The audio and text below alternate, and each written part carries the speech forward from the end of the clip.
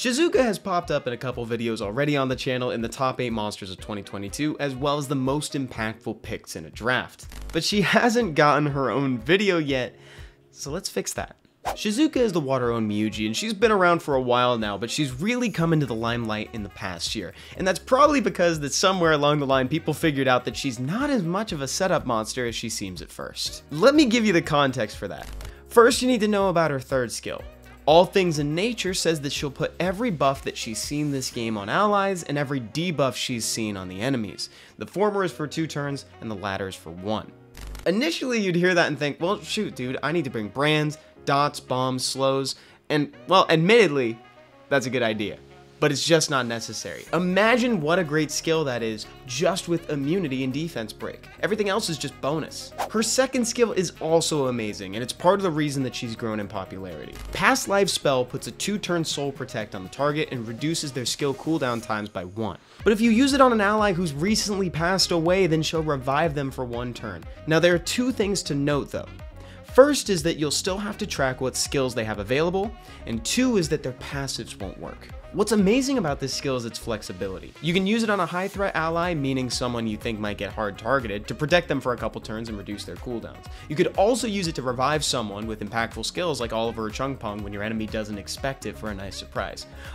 Or you could even use it to protect Shizuka herself and get her cooldowns back faster. Her first skill offers a strip on a coin flip and a 30% attack bar absorption on a similar chance. Now both of those odds go up with skill ups, but you know how amazing a strip on skill 1 can be. I mean, they took it from Ganny, for crying out loud. And I guess they took it from all the Fairy Kings, but Ganny. She also has a 33% HP lead. Let's talk runes for a minute. Violent Will is a great place to start. Violent because her cooldowns are all extremely valuable, so a proc with her through cooldown times can help a lot. Granted, you can proc out of the soul protection, but the potential benefits far outweigh the risk. And you'll want Will because it's not just protection on that opening round of combat, it's also an enabler for her third skill because it puts immunity in the pool. For stats, you'll want to focus on speed, HP, defense, and accuracy. For realsies though, don't let her be squishy because people will target her. Now, when you're looking through artifacts, even though her third skill can't glance, getting additional accuracy on skill 3 can sometimes make the difference. You can also look for substats that reduce incoming damage from wind and water. When it comes to a draft, you're going to want to pair Shizuka with your usual control team setup.